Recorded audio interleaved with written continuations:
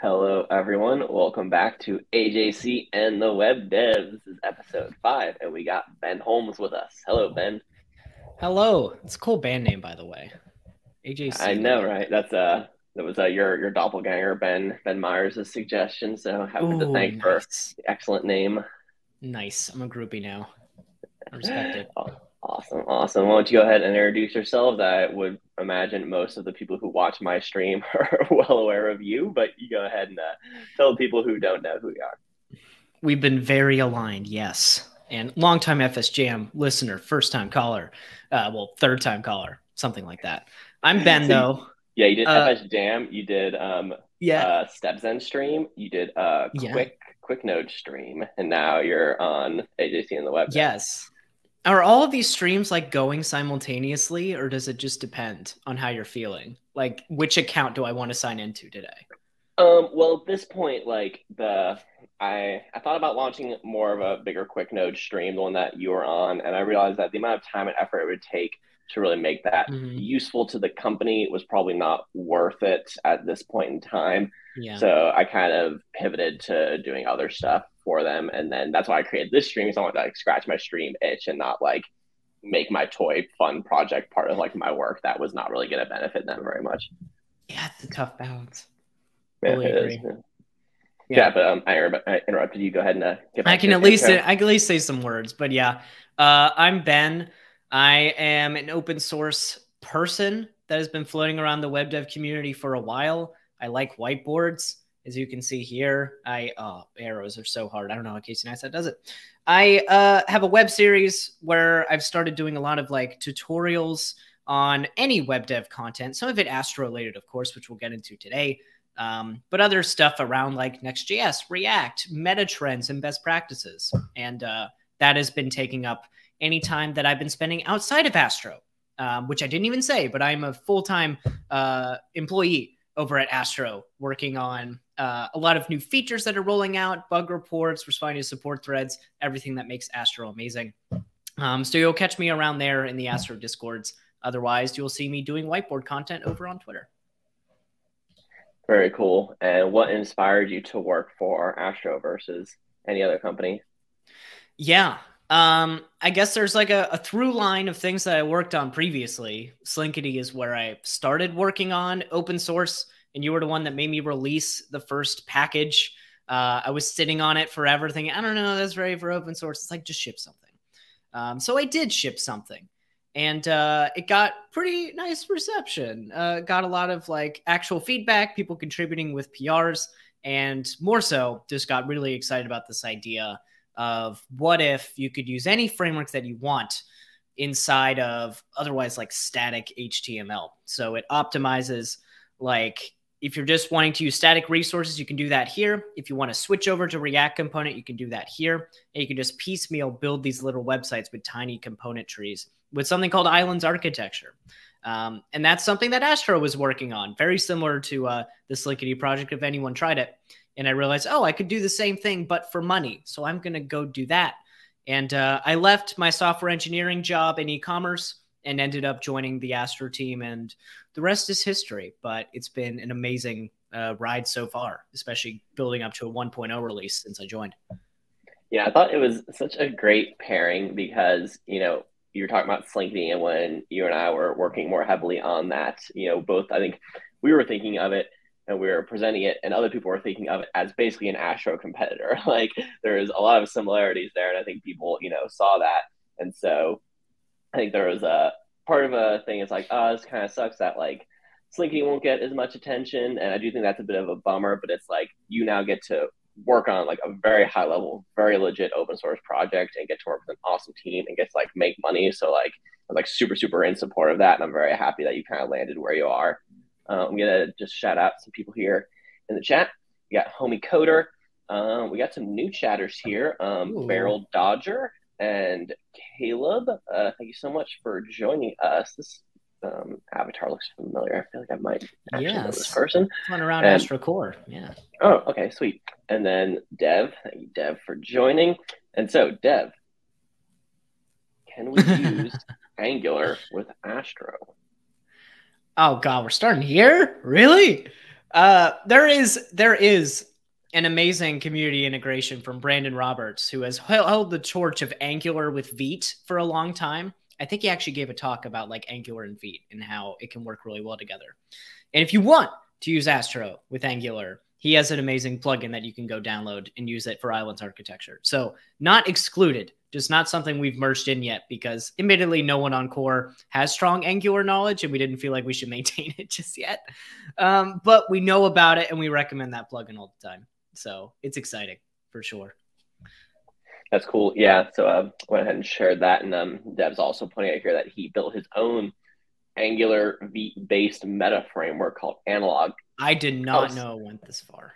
So I was supposed to get him on the show specifically to go over this. He ended up having to cancel because he had some family stuff going on. But Brandon will be on the show at some point to actually talk about this.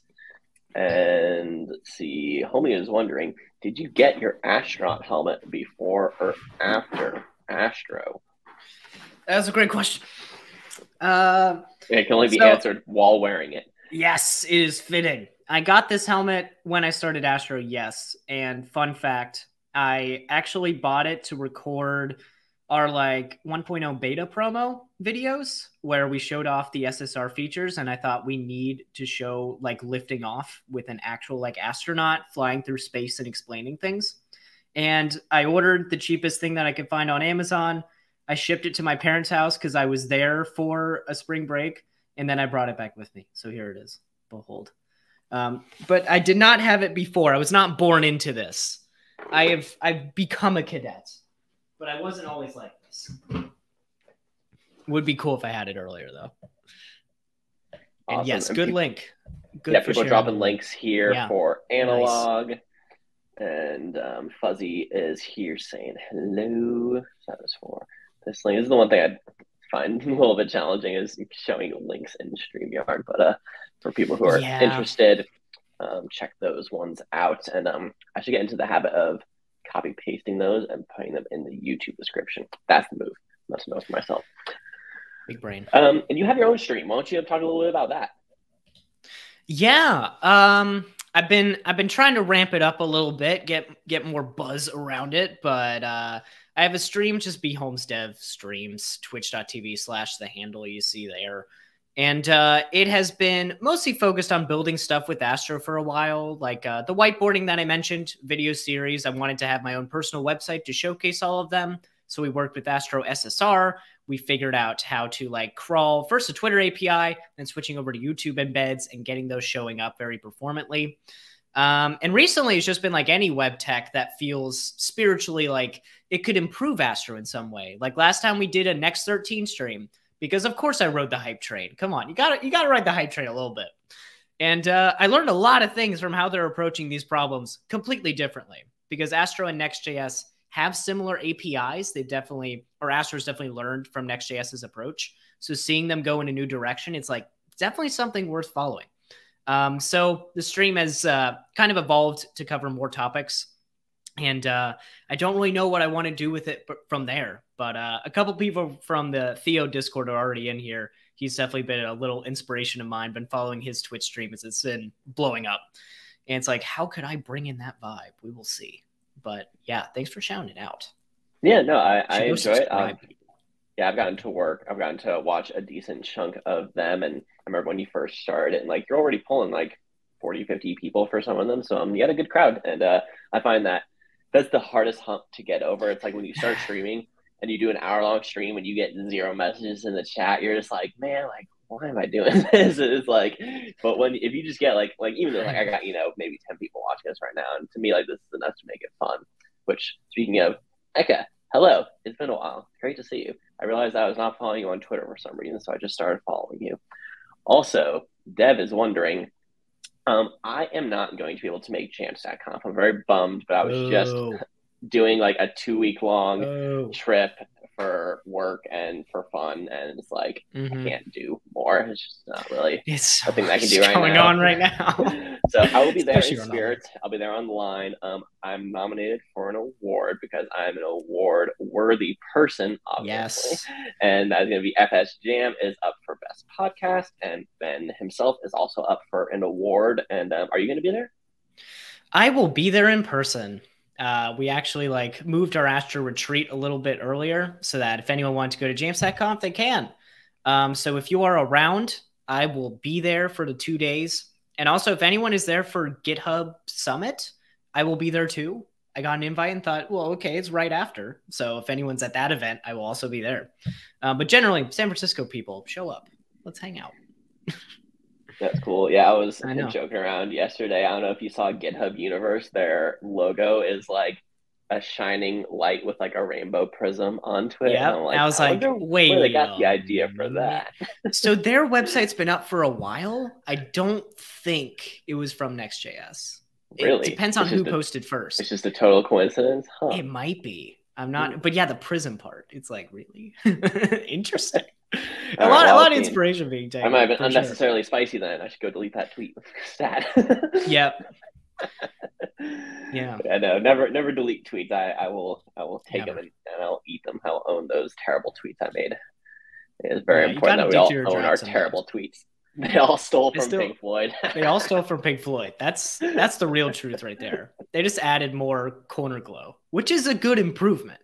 Not to say you should change the original Pink Floyd album, but corner glow, cool. Man.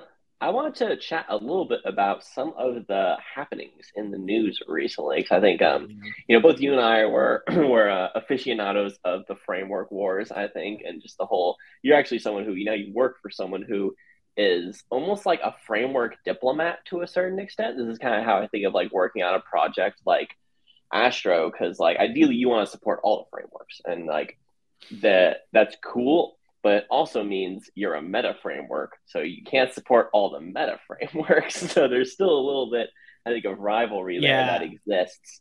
But rivalry can be healthy. Like competition is good. Like competition is what helps us all move each other forward. I always worry about competition turning into like animosity and like keeping collaboration out. I think you can compete and also collaborate at the same time. But yeah, there was a lot of news this last week about Next, and you did a stream about Next. So Next 13. So I'd be super curious to hear like your take on it and like what you think is going on in that whole world right now and why people are watching it and talking about it so much. Yeah, I know. Well, a lot of it has to do with how NextConf was presented for sure. I know a few people that went up there. They brought in all the streamers. They gave a full Apple pitch. I don't know if you saw like the edit someone made. I think it was Kitsy of like overlaying starting at $12.99 underneath Next 13. It's like, oh my God, it looks so perfect. It is free, by the way, if anyone's really wondering. But that drove a lot of hype for sure. And it's also been building up on like taking all of the ideas that React has sort of mentioned for years, React server components being the main one, and actually building a framework around it in some way. And we just heard recent news of like, oh, Spotify will actually, it's not Spotify, Shopify, the other S word. They're actually moving off of React server components for the time being to use Remix instead, which is another really big happening. So now Next.js is like the real zeitgeist of what are React server components? How do you use them? And are they kind of like the next way to build React apps? So that's exciting. Like on its own, just Next.js is the home to try out all these new React ideas. And also to ask, like, should Astro support some of these Astro or React features like server components and other things? And we will watch and see how they work. But I mean, I'm happy to go into like Next 13 details as well. I tried it a little bit and there's a bunch of things floating around. Some of them kind of like what Redwood's done with nested layouts, etc. That I know you've messed with in the past. I don't know how you feel about that, but yeah, it's becoming remixy. I think for me, like I have a hard time getting excited about like layout stuff. I don't know why. Like, oh yeah, I know it's important. I don't care. Right? It's a huge conversation. It's like, yeah, like you put a layout in a layout, like that's cool. And like you said, Redwood has been able to do that. We have a flat routing file and then a concept called sets. So we can use sets to nest arbitrarily, like whatever we want within it itself. So that's super cool. We basically had to like invent our own router to do that. So it's not one thing that can be like easily shared among other frameworks. So that's something that kind of just like floats in the air and I don't really think about very often, but like it's a thing that is a constant discussion in the next world. But I definitely want to hit on the React server component stuff because I think this is very interesting. is something I'm personally passionate about because I've been following this since it was announced back in December 2020. So we're going on almost 2 years now of this being a thing that's been under the surface. And for people who are like real extreme React nerds or React chads, they've been following this very closely. And the rest of the world has been kind of oblivious to it. And then it Yeah. kind of like all just like blew up and spilled out onto the streets in like one day. And I was like, oh, I'm glad people finally are paying attention at least. So like that's fun. But one thing that we did not mention is that Gatsby is also part of this new group of frameworks along with Next that are currently making use of the current version of React Server components, because there's a long Right. history here now that needs to be kind of unpacked, which is that it was started and released as like an RFC, just like this experimental thing that, React just dropped on the world. And people are like, okay, this is very interesting. This would be a paradigm shift. It could have really great downstream benefits for performance and for bundle size and for making working with the server a lot easier, which has been a perennial problem with React. Then Hydrogen jumped in and said, hey, this is cool. This is exactly what we want. This is what we've been hoping to build ourselves. We're going to kind of look at what you're doing and build kind of in parallel to it. So they kind of implemented the same pattern in their own way. This is at least how it was described to me from Josh Larson when I talked to him about it. He was on FS Jam, first ever interview that Hydrogen even gave. So Yeah. I have a vested interest in this kind of like storyline myself, and this is why I like find it so fascinating. And so they were building alongside it and taking inspiration from it and trying to implement it and finding kind of like issues with it. So I thought the Hydrogen team and the React team were going to harmonize and that they're going to come together. And that's not what happened at all. Instead, Next kind of picked up that baton and Gatsby picked up that baton, and now they're implementing it. And Hydrogen, as we just found out today, I did not know this until today, that they're deciding to go the Remix route, because Remix, which is the other part of the story, Remix tried React Server components back when Hydrogen was trying it. And we're like, nah, this is like not for us. We think we can get similar benefits in our own way. I talked to also Kent about this on FS Jam. He said he was fairly certain that React Server components were not going to ship in their current form, which is very prescient. They did get up getting modified before getting shipped. So now here we are. Next is using it. Gatsby is using it. Remix and Hydrogen are not. Redwood has just been kind of off in the woods, not even paying attention. Literally in the redwoods. Yeah, just not even caring. Just helping out startups. I love it. Yeah, and that's great because, like, Redwood hesitates to chase the zeitgeist with React because that's not what we think our purpose is. We think our purpose is to provide good, stable tools for companies building products. So there's a bit of a rub there. But yeah, let's look at some of these messages we got here. We got some nested layout fans. Fuzzy's got thoughts. Dev's throwing out some Gatsby shade as people tend to do. And I'm first learning to react with Gatsby. So this is like, if you listen to FS Jam, like Chris Burns, I love that he brings that perspective. He always brings up Gatsby 2, and it's never Gatsby. It's always Gatsby 2. Same. I remember the migration from Gatsby 1 to 2. That's the last time that I played with Gatsby a little bit on a personal site. And switched to 11 and then a bunch of other things. But it's been a minute, but that was a golden time. Seeing the Gatsby team kind of hop into the React Server component stuff and how they've been kind of engaging with this whole Fallout thing, I think it's actually been, it's actually made me kind of want to pay attention to Gatsby again, because I feel like they have been very level-headed about it. They were like, yeah, we were part of the working group, like, we helped out, and like we're using it, and like, everyone's out here yelling about stuff, and like we think it's cool. And so like I like that perspective actually, and so that's kind of made me I started following a lot of those people from the Gatsby team who I wasn't following on Twitter. So like as I said at the beginning of this, I think framework competition is healthy, but it shouldn't be based on animosity. And even though I don't think Gatsby is particularly great or use it that much, like I'm not here to like talk crap about Gatsby or really talk crap about any framework. I will talk crap about people's behavior if I think framework authors are acting inappropriately. I have no problem calling that out, and I have done that. But I think that we're all in this together. Like, I very much think that's true. Also, just want to give a quick Yes, shout. hello, Ben. Hi. Yo, yo. Hi and bye. Enjoy your work meeting. Gatsby is not made for dyslexics. I'm not sure I It's a lot quite of reading. understand this joke. And then we've got some more haze for Ben. More eyes for Ben. Cool. So yeah, so you're saying you tried out Next. Do you want to talk a little bit about the Yeah. features and kind of what makes them unique or interesting or worthwhile? Yeah. Well, I did put out a recent video, Whiteboard the Web, about like the spiciest thing that I found while working with it. I was very surprised. Because the first thing that stood out to me is those in the chat might know about like it's actually not on the website right now. It's only on my Twitter. I didn't find time to upload it before my morning meeting. Oh. Okay, well, this But, is the website. Go, This is go find it. whiteboardtheweb.dev. Yeah, I don't care. I don't care. Yeah, but that's the URL. Go visit people. But yeah, it's got an interesting. Yeah, there's a whiteboard right over there. There it is. I also really want to fix this A. It's crooked. I'll do that in a second. It's bothering me. But Next.js, let's talk about that.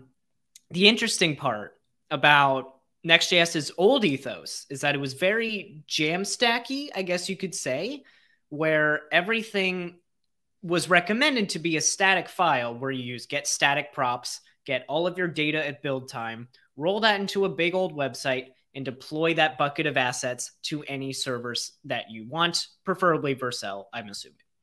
And if you wanted to fetch any data dynamically, you would do those data fetches on the client. Thank you all so much for sharing links. Dang.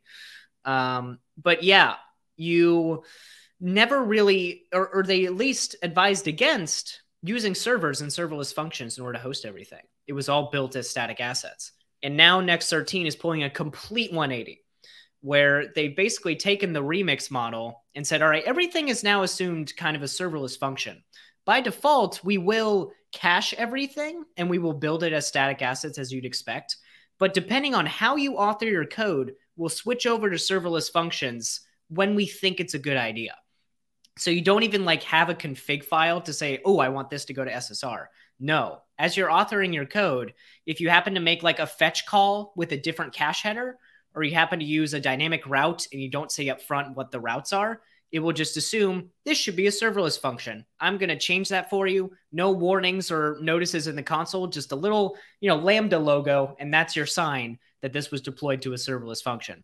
So it's the most hands-off I've ever seen, where you don't even really care where you're deploying it anymore. You just write your code with React Server components and trust that Next.js is going to find the best way to host each route, static, serverless, or middleware with Edge at some point.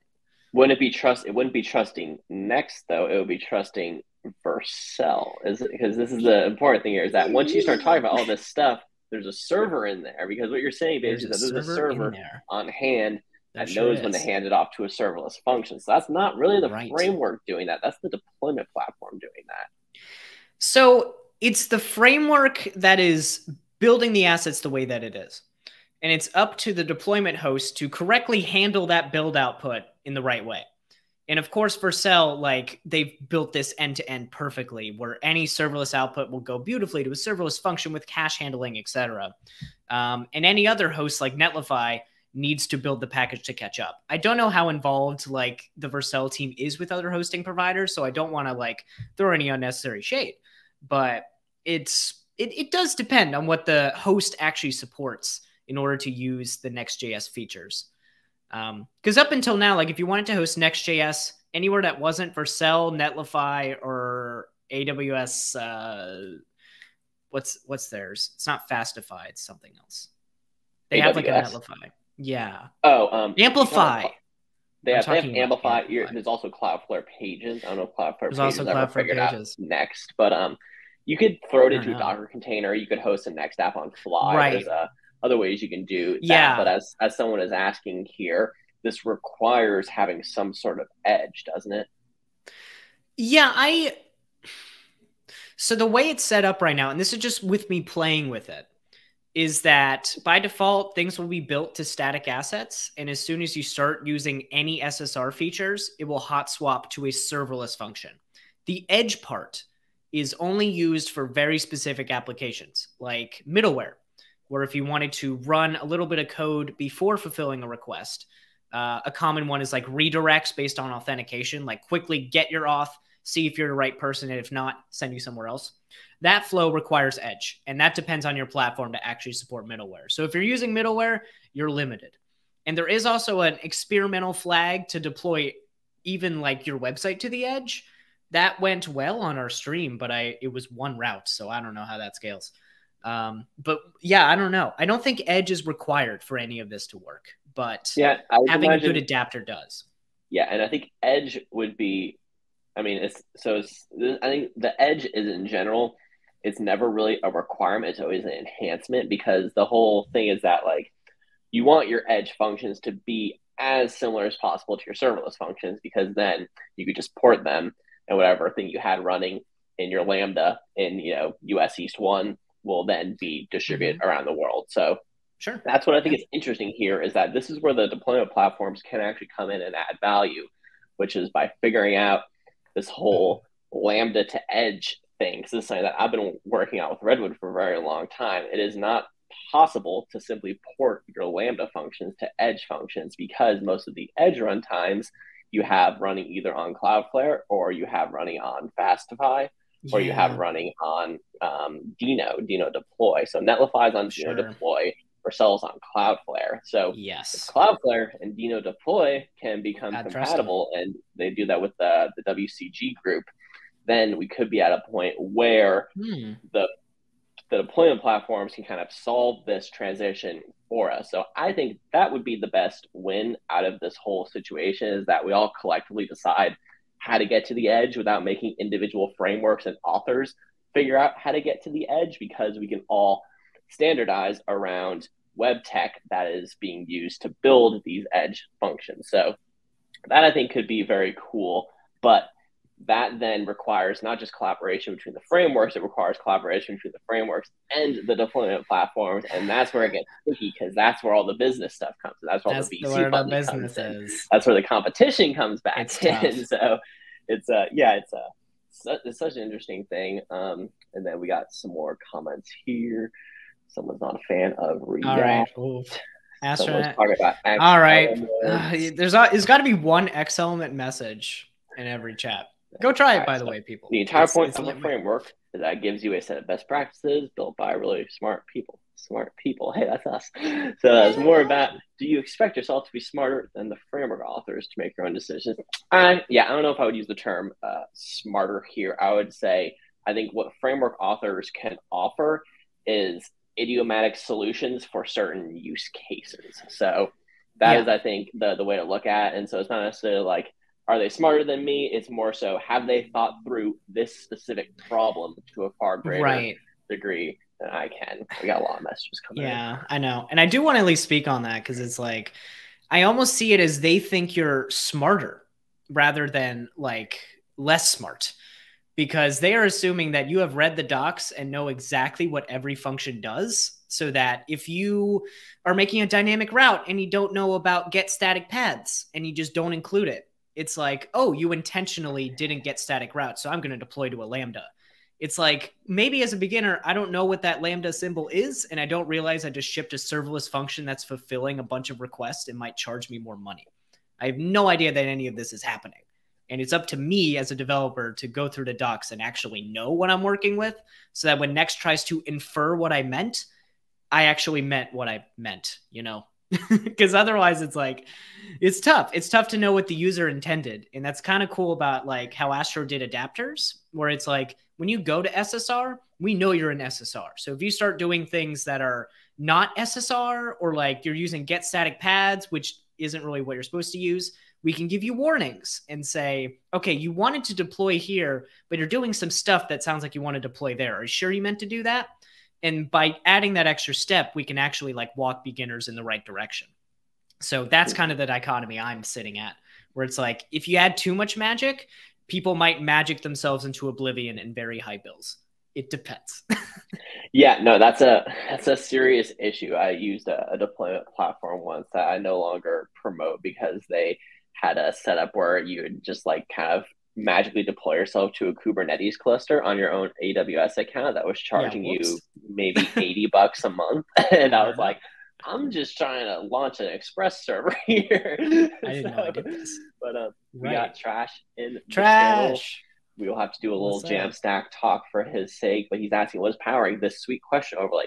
This is the Wix of streaming, as Theo would like to call it. This is Oh, StreamYard. nice. Yeah. It really is a true ping CEO We also talk got right there. some flight control combo in here. Oh, What Dev is yeah. talking about is Brandon Bayer's company. FS Jam 68, I think, is the episode for that one. Yes. So if you go there, you can listen to a whole conversation that we had about Nice. that. That is a very interesting AWS based deployment platform that basically builds a nice UI, builds a nice UI on top of your AWS. And so they have thought about the we're just going to ship you to a bunch of AWS and it's going to actually charge you money problems. So they're pretty transparent of like, hey, here's exactly what you're going to be paying. Here's the cut we're taking, and they're very transparent about that stuff. The other one that I was using was not, so that's very important. But flight control is cool. I'm definitely think people should check that out. We got Mr. FSJ Hey, himself, Burned Chris over here, and always be then plugging. Talbs is saying he tends to avoid frameworks with opinionated inference, as Ben was Yeah. saying here. And then Hmm. we got a couple other things here that I missed. So this is an interesting point right here. Lambda is good for stuff, but think of it as the new default seems like a mistake. I got to see a framework make this mistake. I have a front row Ooh. seat to watch this mistake play out in real time. Redwood was built entirely around deploying to AWS Lambdas, and we spent a year digging ourselves out of that hole and making it work on Docker containers and virtual machines because you can't deploy an entire monolithic application to a single Lambda Right. until they invent a whole new paradigm shifting Lambda technology that Yeah. can manage giant code bases with very short cold starts. Then we might be there. That has not happened. Lambda does not seem to be interested in doing that.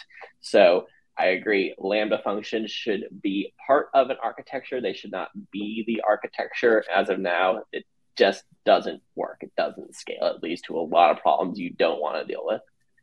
Mm. Yeah. I almost read that as like serverless shouldn't be the default, but yeah, Lambda is a technology probably too. Because Well, I mean, I've when people seen, talk about yeah, serverless, they're talking about Lambda functions like that. they To are. me, those are synonymous terms. What's up, And then Nate? we got How's it going? Nate here. Poggers. Nate, Natey Nick. Lamb gone. I think that's a typo. Is this is this a reference to something? I want to get this. Yes, Yep. StreamYard. Yeah, and so what Fuzzy's saying here, you can make it all ECS based. So that would just be sticking it into a container and then just launching Hmm. that container. And that's a good way to go because containers run Lambda functions now. So Oh, sick. you can deploy a Lambda in a container or you can deploy a container in a Lambda. Both are possible. That makes no sense. Crazy, right? Cool. I don't know the first thing about ECS, but if I can use Lambda, which is the buzzword I do know, cool. I'll try it. As long as I'm not the framework author helping you do that. I'm not ready. No, it's deployment's a whole thing. But we're getting a little bit after the half of the hour. Thanks so much everyone in chat who's hanging out. It's a really, really cool group of people we got hanging out here. It's a lot of really great conversation there. And this is the type of stuff that we can talk about this stuff for hours. So probably gonna move us into the Astro SSR stuff. And Chris here is just playing dumb. Curious by hydrogen internet. Oh God. Yeah, we didn't talk about it, but generally I'm super happy for the Remix team.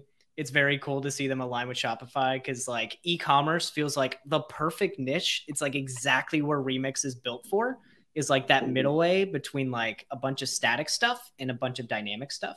So like, yeah, I want to see how that shakes out. And I also like the loader pattern their router uses. So very cool stuff. Big wins. Yeah, and then I want to go ahead and just drop this one in the chat real quick for people who are curious to learn more about this. I would definitely like to have some people from Hydrogen on to talk about that, and then And what I that guess people means. from Yeah. the remix team as well. I think I still have some friends there, and yeah. So Astro SSR. Why would you use SSR with Astro? Yeah. Well, everything we've been talking about today with like serving things dynamically, why not do it with Astro as well? And the cool thing about Astro SSR, unlike kind of how others work, where they're wrapped in an SPA or a single page app, and every route is actually like a chunk of JavaScript. In Astro's case, every route is just basically an HTML file. It's an express endpoint where you can serve up anything that you want.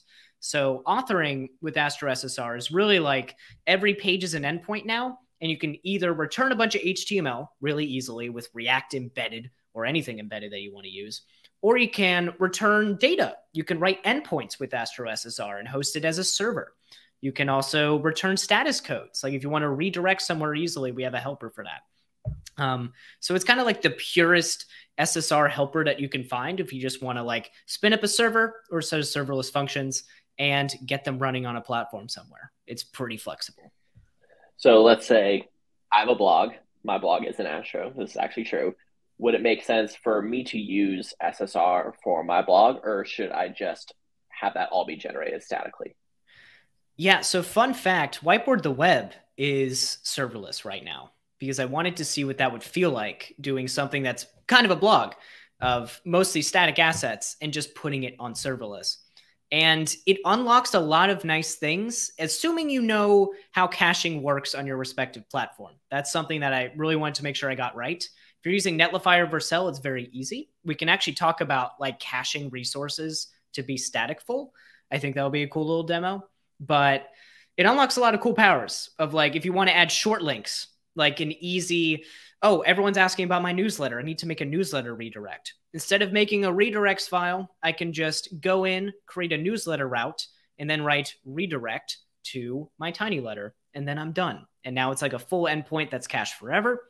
And if I want to add more to redirects, I can do that and not worry about it changing when I change deployment hosts.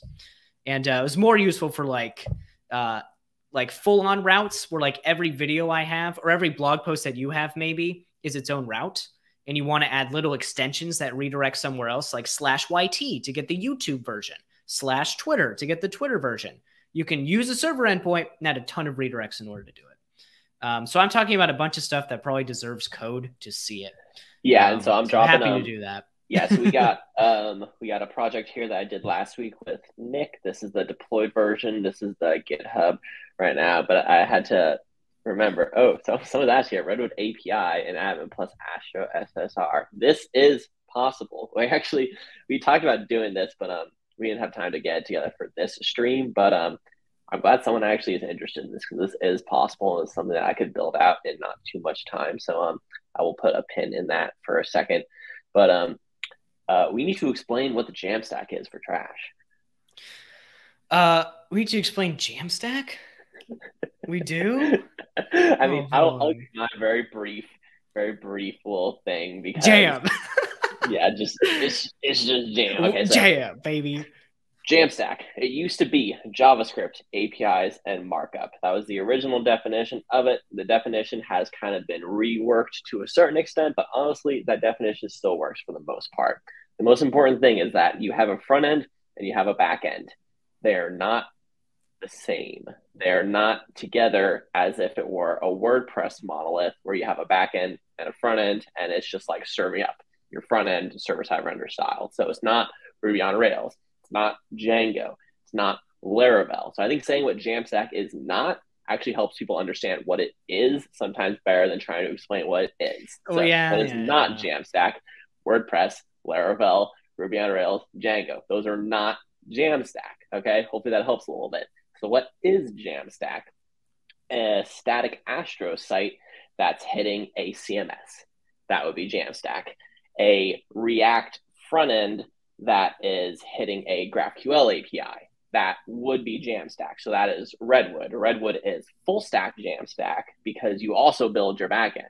So this is where it gets really interesting, is that you can have Jamstack most of the time with Jamstack, you outsource your backend to a third party. So it could be a CMS, it could be some sort of hosting provider that allows you to stick data somewhere and then you access it through an API. But you can actually build that backend yourself. If you want to create your own GraphQL API and have it be consumed by a static front end, that is still Jamstack. That's full stack Jamstack because you manage your own backend. So full stack Jamstack. That's how I would describe Jamstack, full stack Jamstack. We have fsjam.org. People want to listen to the last 80 episodes. We talked about this, but that's how I would describe it. Yeah. How would you describe it? Right. Well, one thing in the chat is MERN Jamstack. Yes, in my opinion. Is Theo's Create T3 app Jamstack? Yes. And they actually talked about it on their stream with Jason Langsdorff. It was very informative. Is Astro SSR Jamstack? No. I will just say that right now. It's very similar to Django in that you're building your backend endpoints and they return HTML. Except now you're using JavaScript. So people are like, oh, that means it's Jamstack and all these other things. It's not. You're writing a backend that returns front end. So technically you've coupled things together. So like the main thing I've heard about Jamstack that's still around in the definition is that it's decoupled. So you got your backend over here outsourced to a third party, as you said, or something you built, and your front end. And those two teams can work independently without setting stuff up for the full stack. If you're sort of pushing everything together into an all-in-one package and the backend returns the UI, then you've coupled things together a little bit and you've abandoned Jamstack. But I don't see that as a bad thing. In a lot of cases, I think it increases your velocity and it's a good thing. That was Theo's take, I remember. And I guess it's one I agree with, though I haven't built at scale enough to know. And so, yeah, Trash. So I would say full stack Jamstack would be an example of a Jamstack application that has a decoupled front end and back end, but that you are in charge of the A, as Fuzzy says here. You are in charge of the API. So when Jamstack was first invented, the idea was being you didn't need to build your back end. You use a third-party service. That is your back end. And like, that's nice, but there's plenty of good reasons where you want to control your own back end. I was going to say, I think Fuzzy meant something else with that. Okay. But, yeah, so also this people who don't know, FSJam stands for full stack jam. Yeah. This is why I've made sure to always say, welcome to the full stack Jamstack for the first like 20 episodes. And at a certain point, I think I forgot. It's like, that's clumsy. We gotta shorten that. This is it right here. Monolith does not equal Jamstack. I think this is like the clearest. Langsdorff said this is false.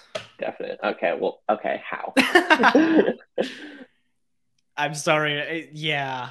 That's why it's so nebulous. It's like, because I think that point was raised and then Jason said, well, if in the monolith, your backend and front end are still these different services and one pings the other, it's still fine.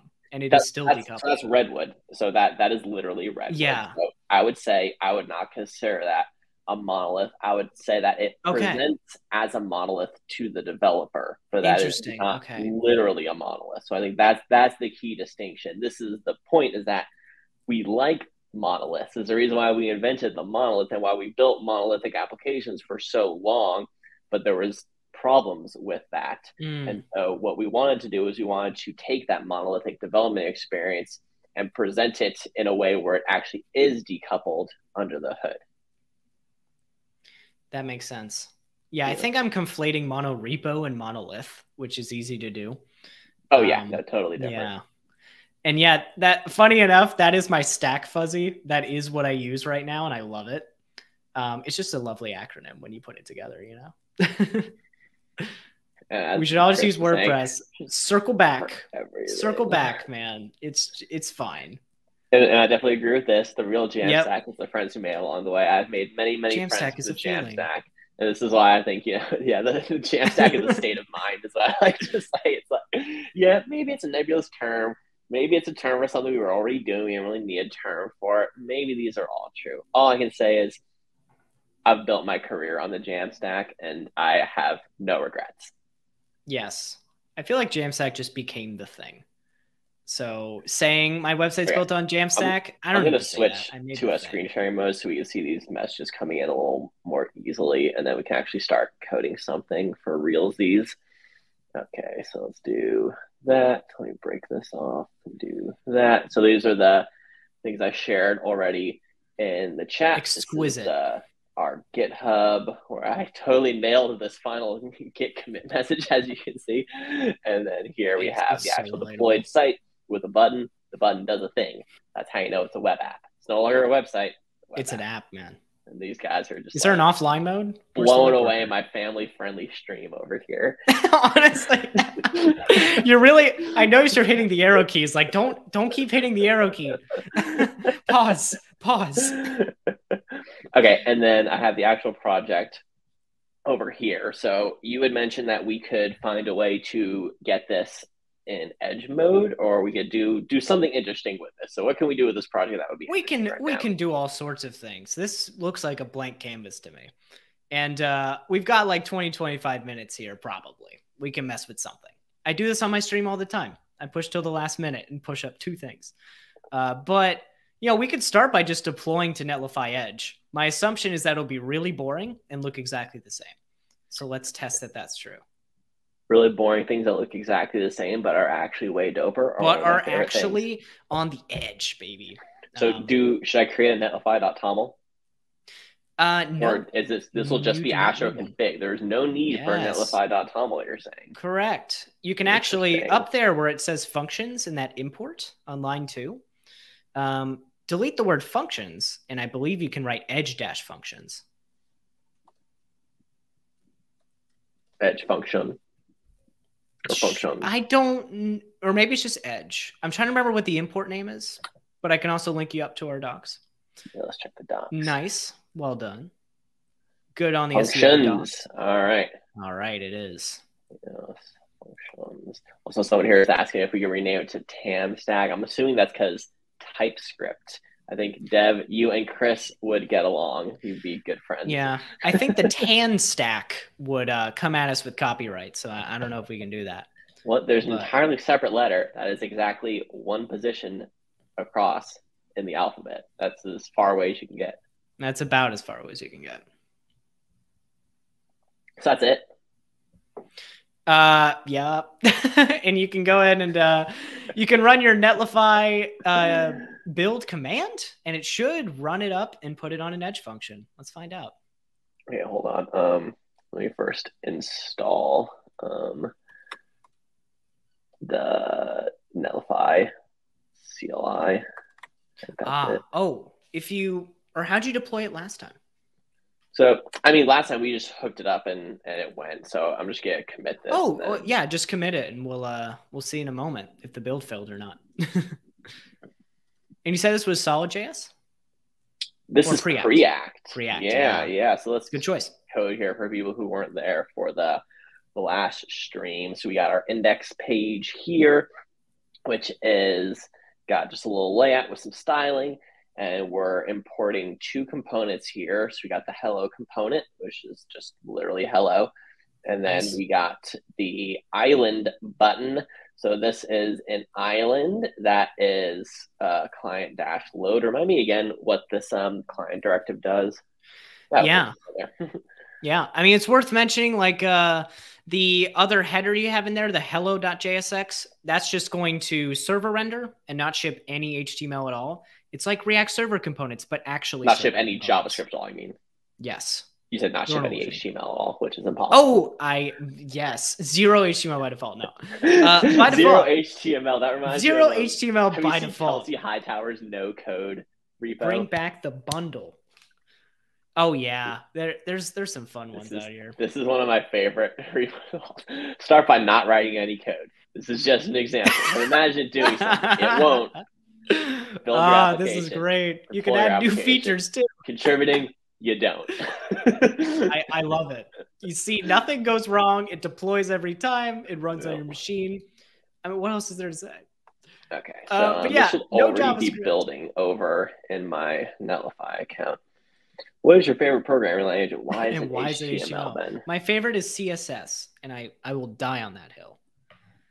These days, CSS, I am using Tailwind, though, so I don't know if that's true anymore. Interesting.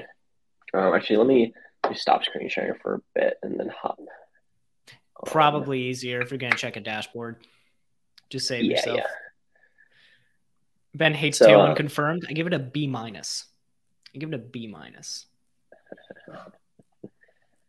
a little log it in right here. So how's your Halloween going, Ben? What are you doing for Halloween? Oh yeah. I actually put together a little costume as Saul Goodman. If there's any Breaking Bad fans in the chat, Good I one. yeah, I could actually. Where did I put it? Oh yeah. It started rubbing off because some water spilled in my bag, but I put together a little second world's best lawyer mug, little yellow on it, a little Sharpie. It was fun to put that together. Also went thrifting for the first time in New York. Found like a pink flannel fun tie. Put on a suit. Put on like a Band-Aid with a fake blood stain. I went all out this year because I didn't dress up last year. It's like, no, we got to get this right. Dude, I haven't dressed up in like 10 years. 10 I'm years. just so lazy. Yeah. Don't really go to Most Halloween people parties, are. you know. I know. I I did. definitely It was will not fine. All the today. bars were way too expensive because it's Halloween Saturday. Yeah, right. You Okay, live and so learn. this allegedly deployed and did the exact same thing it was doing Did the before. same thing. It Yeah, says Edge, which is exciting. yeah. Edge functions bundling. Look at that. Look at that. Wow. Yeah. And then the site is live, and It's then on the the site edge. is live over It's so here. So there fast. you go. The exact same site doing the exact same thing, but it may allegedly be faster now. Who knows? Let me just do one. I always like It's doing one of real. these when I deploy. Oh, So, nice. so you got, and then you do it a Very couple smart. times, and then find the one that's fastest and screenshot it. And screenshot See, it. so you wouldn't want to screenshot this one because then you look like a chump. You want to screenshot this one because then you look fast. Hey, there it is. Yeah, this is no cache, by the way. You'd probably put a cache header in front of this guy to do that. Yeah, a quick win that we can talk about is like redirects and caching because that is just so easy to do. And right. it Tell me how to immediately do made it. me switch. So I'll share like right away this what I did for my Whiteboard the Web site. Sorry, actually, real quick, there's a question here. So does Netlify yeah. Edge cache these calls so there's no hit when the request is the same? I don't know. I don't think so. They should all be different. So we could actually do like a date.now in order to make sure things are caching or not, just visually. But they should be unique request every time. It's not like Next.js where it just kind of infers and let me go ahead and cache it. No, it's assumed that it'll be dynamic. Okay, well, we got people asking for the cache example, so let's do it. What should I do here? Cache, baby. So I shared my Whiteboard the Web example if we want to open that. I can direct you to a couple examples. Could you drop the link to that again in the chat? Oh, yeah, I put it in the private chat because I don't have access to comments. Oh, interesting. Yeah, this is why I always have Yeah, maybe I needed to log in before I joined. Whoops. No, you're all good. You're all good. Let me just go. Let me hop off again. We got private chat. Private chat. Here's private chat. Very, very private. Okay. Let's get back to screen sharing. Nice. Alrighty. And there Okay. it is. Okay. So whiteboard dash the dash web. Dub-T-dub. And you're deploying on for cell. Yes. I am. I wanted to try it, and it's kind of tomato when you're deploying small sites. It's like I could deploy to Netlify for fun. I don't care. It's true, yeah. I like having my project configured so that I can deploy it to both, so then I can very easily like do the HTTP stat thing, just like hit both of them. Be like, all right, here's the fast one. Smart. Screenshot. Yeah. Always find the fastest one to screenshot. That's the most nice important thing. Vercel is best, confirmed. No, it's the okay. So what should I be looking at right now? Like, where is the caching happening here? Is it in the Vercel.json? Is it in the Astro.config? None of it. If you go into source, and then it's just in the code. It's just in the code. So if you go to pages, this is not Jamstack at all, man. So we go to pages, we go to any of these really. Addition.astro, that's one of them. So you can see there's some server handling going on where like you tell me a route and then I go look up in my collection of markdown files something that matches.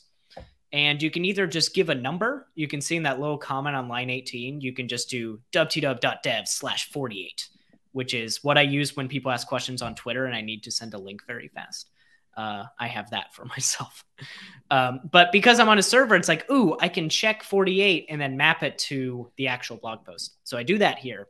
Okay, let me And ask some questions here because I'm do not it. entirely positive what is happening right now. So let's just start here. So we're Yeah. first checking astro.params.addition does not equal string. What the heck does that mean? Is that just type checking? Yes, just a type check. Okay, so that's just type checking. And then what is astro.redirect? Astro redirect will redirect to that page. So this is saying redirect to the home page if you don't find a match. Okay, so that is kind of just like a 404 handling kind of thing.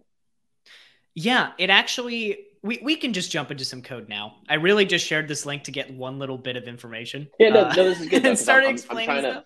I'm trying to build a mental model here of like what's happening. Yeah, sure. So yeah, so just tell me how to start doing this in my project because this is probably a simpler use case anyway.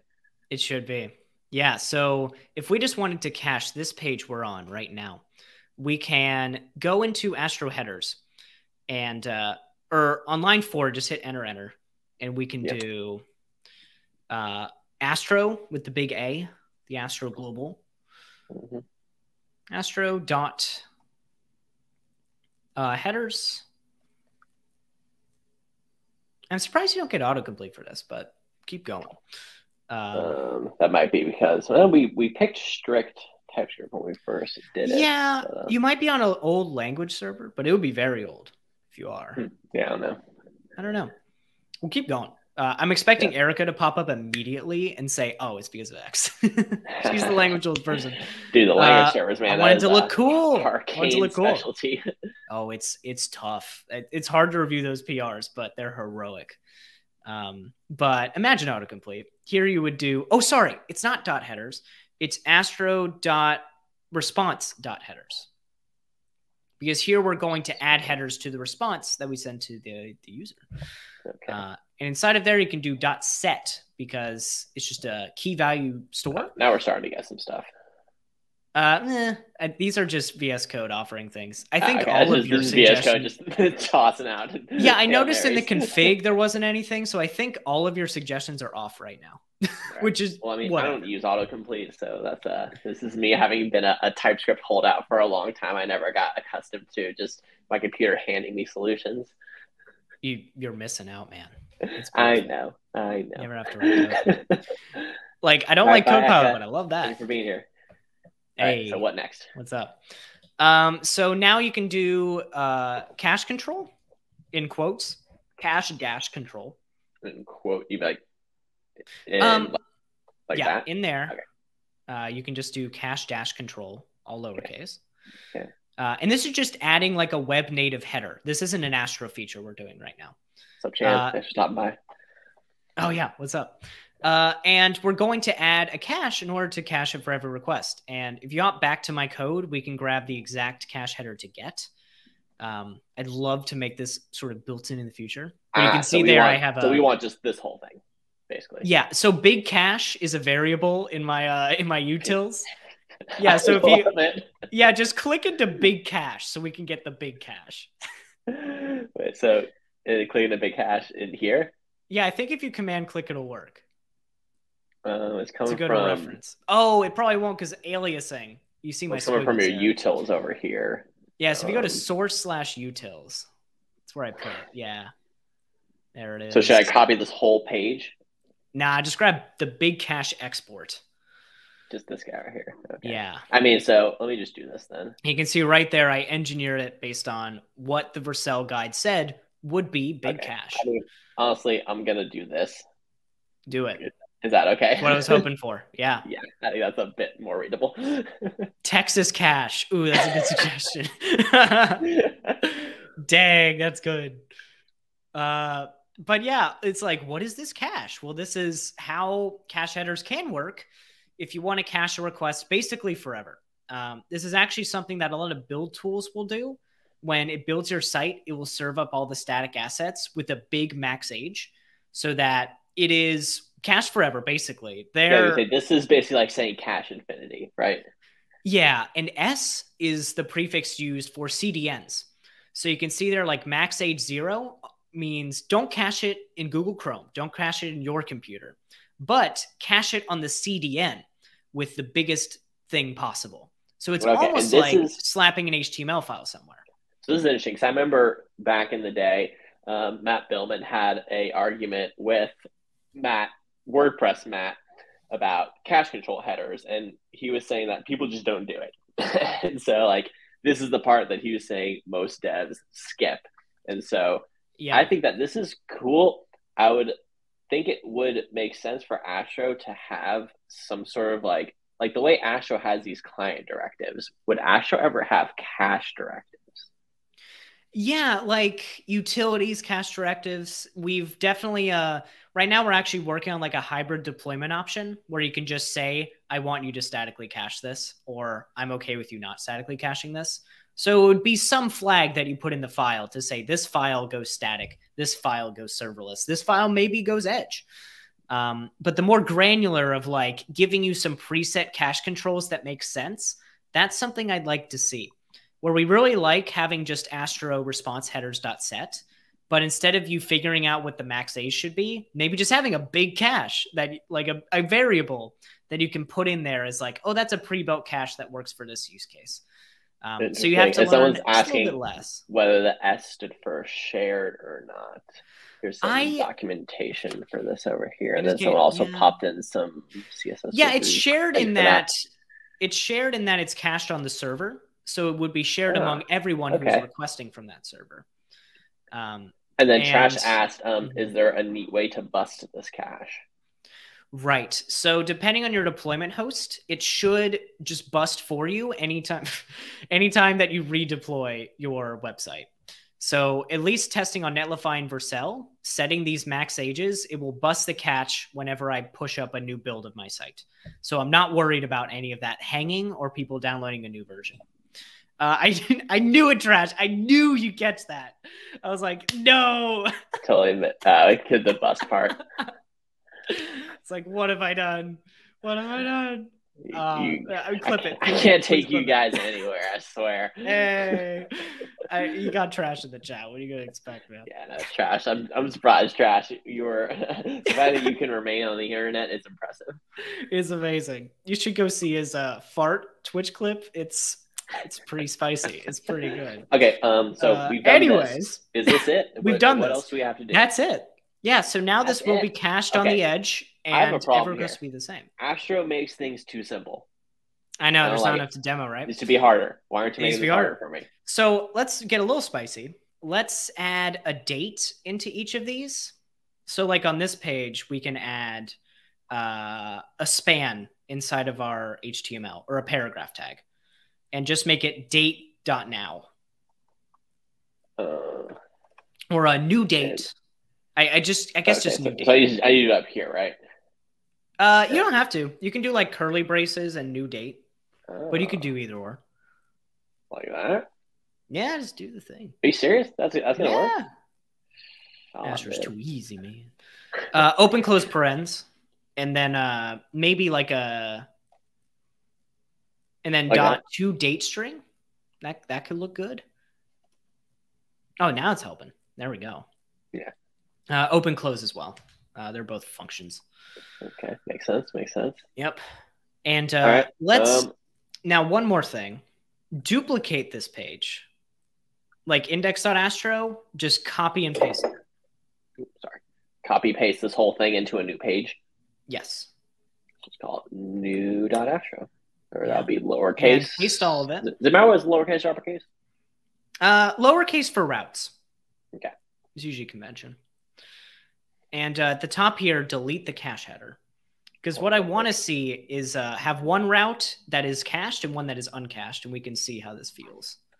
Okay. Let me just pull these out. Not really necessary. Yeah, we're really just looking at the dates. Yeah, so now I guess you can commit this and we can wait a sec for it to redeploy. Let me at least look at it on dev real quick just to make sure. Oh, sure. We didn't even run it. I'm just assuming I'm nailing it. Yeah, I know, right? We're nailing. Oh, we should do time strings. See, this is why you debug, huh? Yeah, we should have the time in there. So I think date time string or to time string, one of the two. I'm trying to remember what it is. .2 and just let your editor give us ideas. .2 time. Just type the word time. What? It's not gonna help us. Come on. 2 ISO string. ISO. Make it an 2 ISO. ISO string. All right. 2 ISO date. Sure, maybe. What? String. 2 ISO string. I don't know about date. 2 ISO. That's 2 ISO string. Grab it. ISO string. Apparently 2 ISO date is also a thing. This one. 2 ISO string. Yeah, that'll do. We just need a big timestamp to match our big cache. I don't mess with the date object very often. So. I use it a lot. It's nice because I learned there's a time element in HTML. Like you could change the span to a time, and it's like good for SEO because you can put the date. Well, right now we have literally nothing. So wherever we wait, no, hold on. Hang on. I'm being right you're here. editing in. Hold on. Okay, you're editing index. Cool. Okay. Nice. Okay. And edit that. New to be the same thing. Okay. Yeah, they're the same thing. One's got a cache control header, one doesn't. Yes. Okay. And if you actually, let me call this. I don't know if it'll show it locally. No, that's not right. But no cache. No cache. Oh no, yeah, no cache. Yeah, this is no cache. Let's visit. Yeah, refresh it a bunch of times. Make sure like the number goes up. Cool. And now go to the index page because I'm curious if cache is respected in dev servers. I don't think they are. Yeah. So we got to deploy in order to see that caches are working because it's a CDN cache. So if you do that, from experience, Netlify uses it pretty well. Although it's my first time using SMaxAge, I just did that for Vercel specifically. Also, you get the joke. Cache rules everything around me. Cache. Oh my god. That's a Wu-Tang Clan reference for all y'all. That's pretty good. That's tasteful. Yeah. That's tasteful. All right. So this should be deploying right now. Building. Okay. I was not following the chat at all over the course. Oh, there's some sparkling discussion happening in chat. Very much worse. My VS Code was stoned. Control space doesn't work. It really is stoned though. I don't know what's going on. What is temporal coming out? Might as well be you got coding nothing. in. Nope. That's funny. Dave Parsi is terrible. It literally is. Okay. All right, we got this. So deployed? This will not update or will update. So it is updating. Yikes.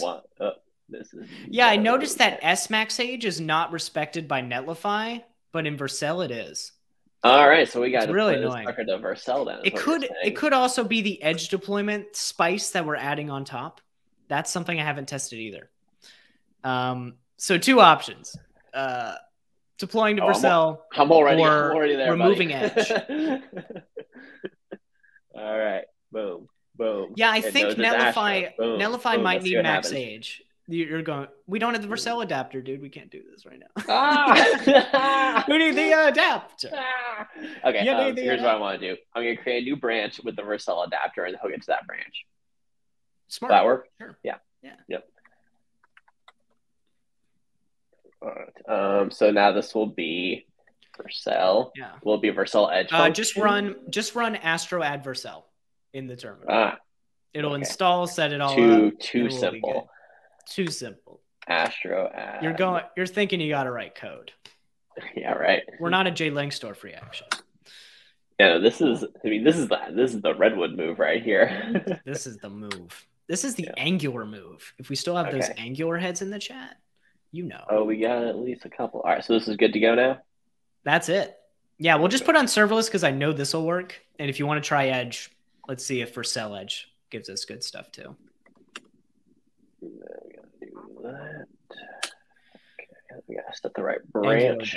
Trasher, do you actually use Angular? Dude, Trash is a legit Angular dev. I wanted to actually know an opinion of a developer who knows what they're talking about Angular. I would talk to Trash, not all these other idiots who just say it sucks and never used it before. Hey, Angular 1 went hard. That was a great framework. I used that all through high school, a little bit through college. I learned React like halfway through college for jobs, but Angular was fun. Angular 2 was interesting. I used it for mobile dev. Okay, here we go. This is what I want.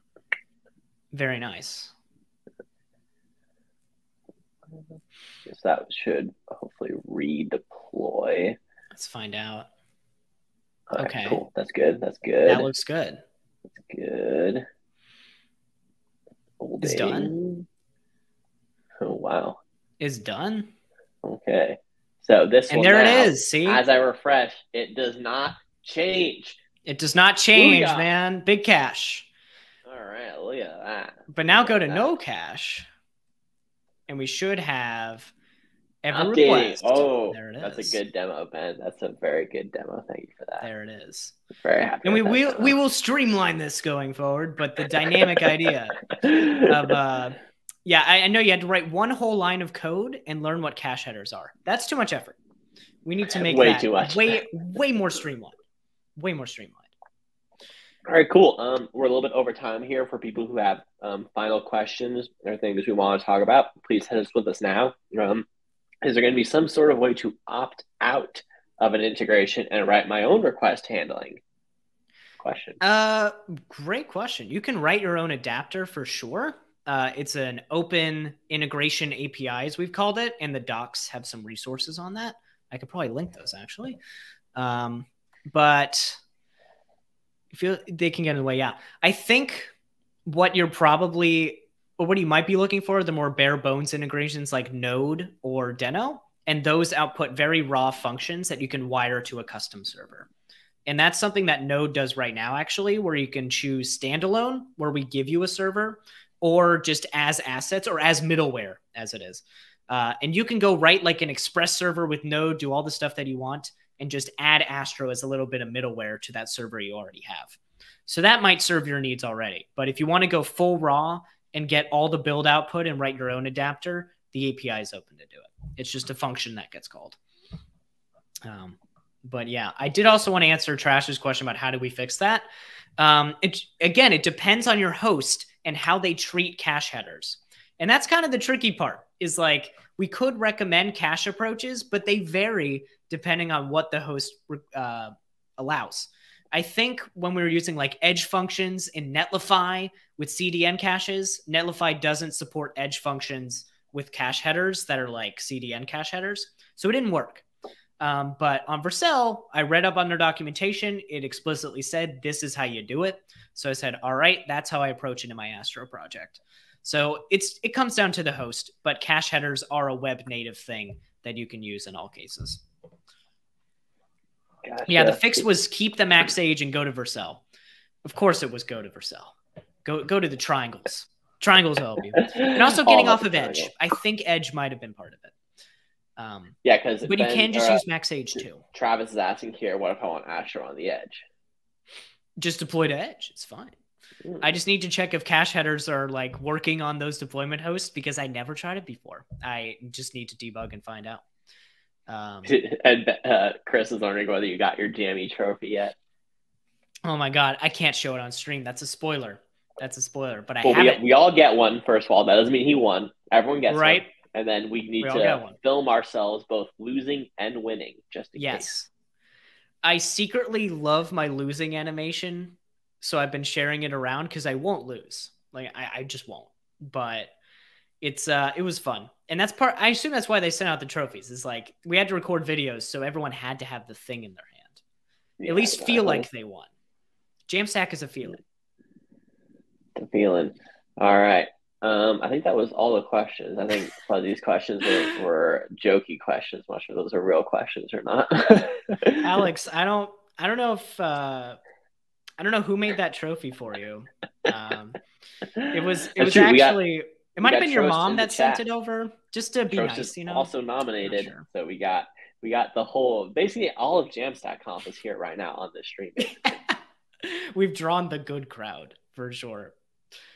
But yeah, a lot of stuff, just deploy and hope that it works. That's with Edge, like Edge is real bleeding edge, as you might imagine. and like everyone's still figuring out the way to do it. I'd wait like a year before hosting anything on Edge Functions. Okay. Astro's the easiest way, maybe the most stable. So Fuzzy asked, "Does Astro do your washing up?" I think that's what you meant by it's a serious question. I don't know. I have no idea. I don't know if you did. I don't think so. I don't know. Would you take financial advice from Astro? I only take financial advice from God. Wow. Yes, that's it. The only one. That's a bombshell. He's the only one who can really give that advice. If it's not God, then like why bother? But no, if you want to take financial advice, you should not talk to me or Ben. Talk to God, Dan Abramov. All right, so we got someone here who's deep in Cloudflare world over here. So I do a regular dev, have a proper Cloudflare environment. I would try to be able to have raw render functionality without the quote unquote integration. We thought about expanding our integrations, but we keep going back and forth. Yeah, I mean, like tough. Okay. With something like this, like you're going to buy into the frameworks conventions, I think. And if you don't want to buy into the framework conventions, then maybe you don't want the framework necessarily. If you think the framework conventions could be better, you should hit up someone like Ben and let him know that it could be improved a bit and maybe work with them on that. Yeah, I'm reading up in the chat as well. You were using Vercel middleware maybe because Cloudflare, I'm assuming. And right now our integrations aren't built to do that for like very specific hosts. Like Node and Deno are the raw ones, and the rest of them are very opinionated. So it sounds like you need a sort of middleware option, and that's something we don't have. I think, offering issues, RFCs, discussions are all helpful there. But I'm curious if you tried building an integration, what were the walls you ran into and like hooks into the build that you wanted to see? Because I don't know what's missing right now. It seems complete to me. But we have some experts on deployment that would love to get in touch. Yeah, let me just say right now, the Astro team is one of the most welcoming, collaborative frameworks out there. If you think something could be better, or even if you just think you give some like notes to them, like hit them up. Like they will be happy to chat with you. Like we got both Ben here on the stream, we got Fuzzy in the chat. Really awesome community. It's one of the things that like really made me hyped on Astro. Like the people behind it are great. Yep. Yeah, he's kind of. He wasn't paid anything. He just signed a contract. It's this guy. It's just binding for the next 5 years. It's pretty rough. He is only allowed to recommend Astro and not Redwood. It's kind of a problem. Yeah, Astro supports Vite because they looked at Slinkity and said, wow, this dude somehow just blew our framework away. He just figured it out. I was using Snowpack. That's where I started. Like the first video was about Snowpack. Okay, so when you were on Ben Myers, when you were on Semantics demoing Slinkity with Snowpack, I remember asking you, do you think you could do this with Vite? I don't know. I don't know what I said. You didn't say anything because you weren't even thinking about that at the point. But I just want to say, I like laying claim to being ahead of the game. I was ahead of the game. Ahead of the curve, for sure. Ahead of Svelte, ahead of Astro. Actually, no, I think Svelte did it first. No, Svelte was first. SvelteKit was the first one to jump from Snowpack to Vite. I was already using Vite because I was just like, this is better than the Snowpack. So, but I didn't build a better framework to prove the point. Yeah, now we got to move to TurboPack, so it's been a tough road. TurboPack. I know Svelte's been turbulent, where it's like, oh, now they work at Vercel, so now Svelte's got to be on TurboPack. In like years, by the way. There's a lot of hype around, oh, TurboPack's the next thing. Wait like 2 years, people. I couldn't get it to build or use React Server components. It doesn't do much right now. Okay, well, since Chris had to open up this can of worms, is Astro Web 5 compatible? No, but it is Web 3 compatible. What does that mean? So Web 5 is Jack Dorsey's new thing. It's not going to take off. But if you want to know how to literally attach Astro to a smart contract, there is a video right here showing how to do it. So yes, Astro is Web 3 compatible because I made it. So it's Jamstack, baby. Bolt any backend you want. Okay. Even if the number's bigger. Sorry, all right, we can ramp down. We could do this for another hour. Forever. Thank you so much for being here, Ben. This was such a fun stream. I had a blast. I always enjoy streaming with you, making content with you. It's always a great time. So We already talked about Ben Holmes Dev. That's where you are on both Twitter and Twitch, I believe. Mm-hmm. Yep. And then we got Yeah, everywhere. Astro.build for the Astros. And yeah, anything else you want to leave our viewers with before we close out here? Um, I never have outros. Dang it. I could say keep on jamming, but I don't know if that's in vogue Well, anymore. usually the outro Keep is saying whiteboarding people. your Twitter and Twitch, but I'm ahead of the game on you for that. So yeah, Keep whiteboarding. Keep busting those caches. Keep busting yeah. those moves. See y'all around. WTW.dev, right? WTW.dev for There all you of the go. learning resources. FSJam for anything I didn't cover. That's it. All right. Thank you so much, everyone, for being here. And this will close that. And we will see you next Monday, same time, for another Nice. episode of AJC in the Web Div. In the web. Oh my God. You need a stinger so you don't have to do it yourself. It also has to sound like a rock band. I don't know if you've had like rock bands in a past life, but I'm sure someone would. Me, never. Never been in a rock Never. band. All right. Certainly not. You're a Not even jazz once. man. No, I've been in many, many rock bands. All the rock Nice. bands. All right. Bye, everyone. See y'all.